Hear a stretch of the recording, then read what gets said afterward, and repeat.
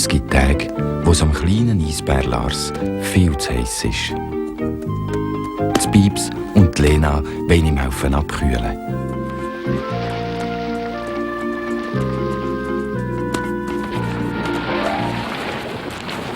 Da taucht auf das Mal jemand auf.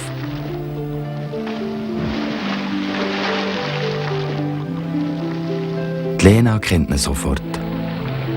«Lars, da unten schwimmt der Orca!» Die Lena freut sich und merkt überhaupt nichts von einer Gefahr. «Lena, zurück! Das Eis bricht!» Im letzten Moment kann sich die Lena retten. «Schnell weg! Die Sonne lässt das Eis einstürzen. Auf dem Hügel sind wir sicher.» «Ja, da oben ist es gut.» Wie das Eis im Sonnenlicht glitzert. Das Pieps muss blinzeln. Und «Hatschi!» tönt's zurück. «Hallo, ist da jemand?» Gewundrig laufen der Lars und die Lena am Schneegänzli hintendrein.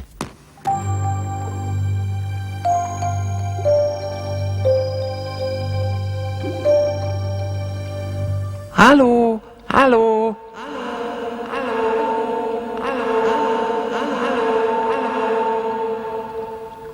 So tönt das Echo in einem fort.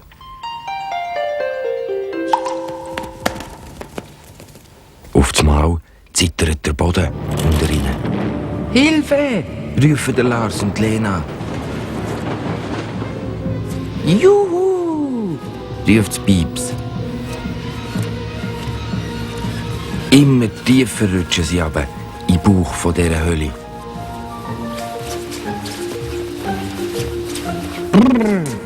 Ein Pieps ist es trümmelig. «Wo sind wir da?» fragt Lena. «In einer unterirdischen Grotte. Ist das schön?» sagt der Lars.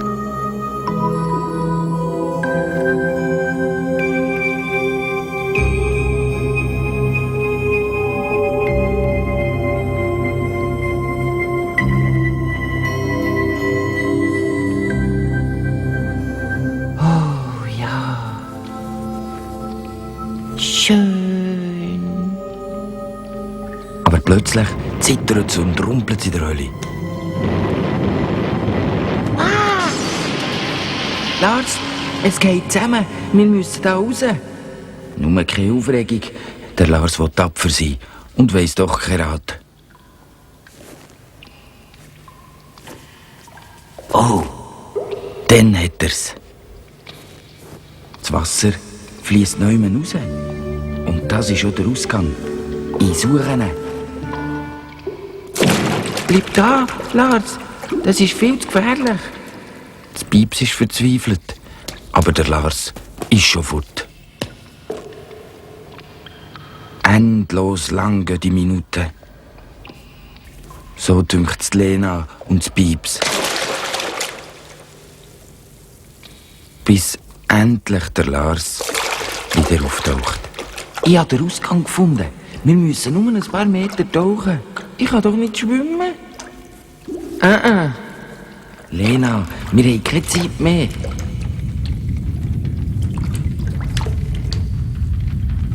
«Trau dich, Lena!» 1, 2, 3. So schnell wie noch nie in seinem ganzen Leben schwimmt der Lars. Weil er weiss, dass der Lena bald die Luft ausgehen. Plötzlich taucht vor ihnen eine vertraute Schwanzflosse auf. Sie haben es geschafft. «Danke, Orca. Das war im allerletzten Moment», keucht der Lars. Der Orca blinzelt freundlich zurück. Und dann bringt er die 3 Freunde dort her, wo ihnen nichts mehr passieren kann.